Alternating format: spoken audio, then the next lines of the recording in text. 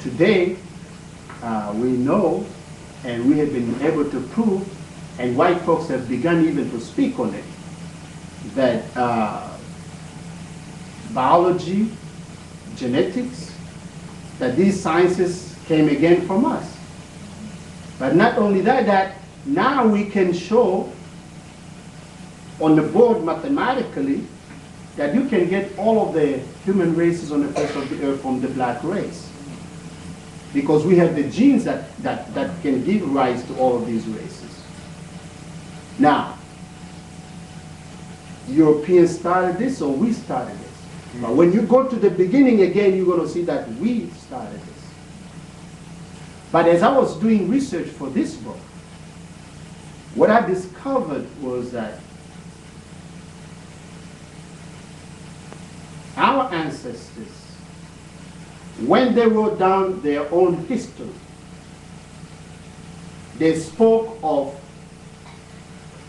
not just going to so-called prehistory in terms of going back to Kemet and beginning with the first kings, Narmer, but before dynastic Egypt, the answer says that there was a period before dynastic Egypt. So when we say the first dynasty, the story of the dynasty that begins with Narmer goes on all the way to the New Kingdom and then to Ptolemaic Egypt when the Greeks come in and then they rule as the Africans rule. That is the standard history given to us by the Europeans, and then that our ancestors have been delving into giving us their own interpretations, and my elders giving us their interpretation.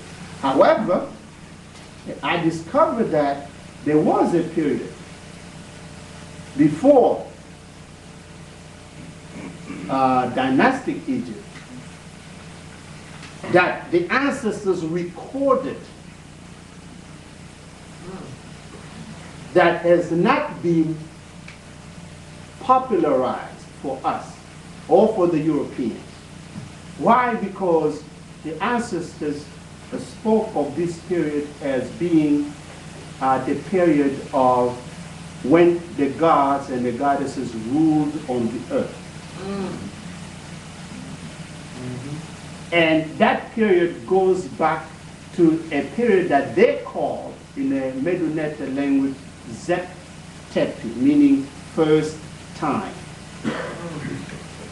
In other words, the ancestors' history, when they wrote it down, they went back to the beginning, the first time, the time of creation.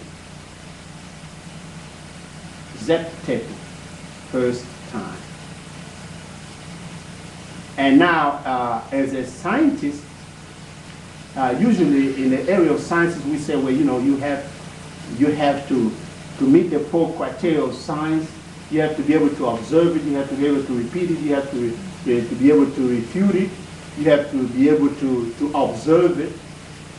If you don't observe it, if you can't test it, if you can't refute it, if you cannot repeat it, then science cannot accept it. But as a scientist, I have discovered that a lot of things we accept in science, we can't test them. We can't observe them. We cannot repeat them, and we have been trying to refute it for a long time, and they keep coming up wrong. And one of those things that I can give you an example is the theory of evolution. We couldn't observe it because none of us was there when evolution started, if it did start. And we've been trying to test it, and we can't come up with those missing links and everything else that they say evolution, how evolution operates. We've been trying to refute it, but every time it comes up wrong. But yet it is accepted as the explanation, the scientific explanation of the original things and of life on Earth. Right. But with our history, Manetho, who was the brother who the Greeks demanded that he writes the history of his people in the 3rd century before Christ. Brother Manetho wrote down a complete history of his people going back to Zeptepi. And he said that there was one period when the gods and the goddesses ruled on earth with us, African people. And then after the gods, then you had the period of the followers of Heru, or the Shemsu or the ancestors who ruled the earth, on the earth with human beings. And then after that period, then started the period of dynastic Egypt, the 1st dynasty. So he gave a documentation with the different age spans and with the different names that actually when you look in an Egyptology book or history book, you have all this dynasty of ancient Egypt. Manetho, the ancestor, our brother, wrote that in the 3rd century BC. Everybody has taken it from what he wrote.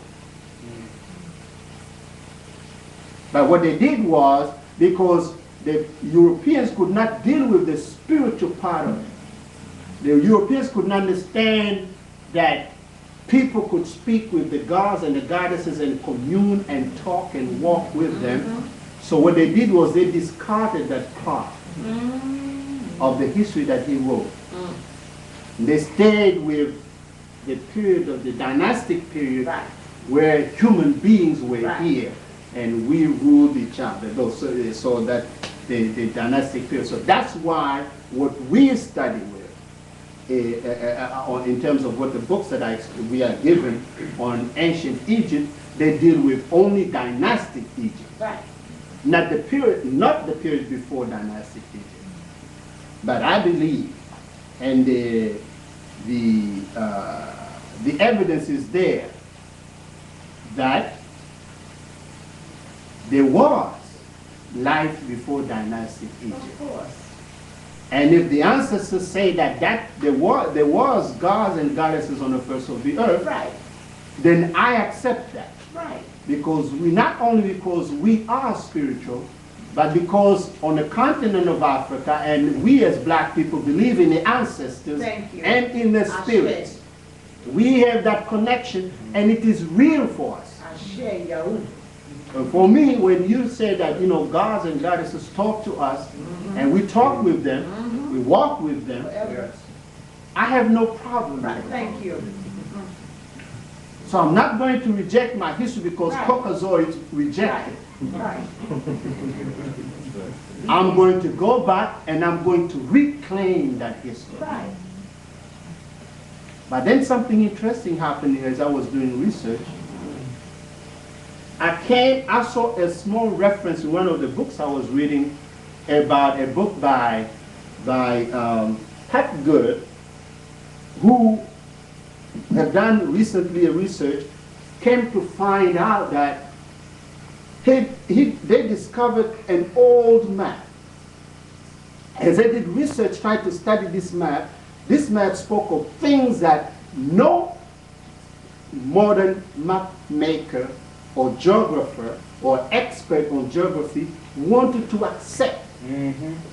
Because this map was talking about evidence of a time when somebody mapped the earth when there was no ice on Antarctica in the South Pole or on Greenland in the North Pole. And Europeans and experts, nobody wanted to even entertain that idea. Because, Europeans didn't begin to map the area where they lived until the time of the Greeks. And even then, the maps, as I'm going to show some of that to you, the maps they drew were so bad that they couldn't find their way through the oceans. That's right. So when the evidence came, this man, a European man, That's why I like Sheikh Anta Diop, because he says in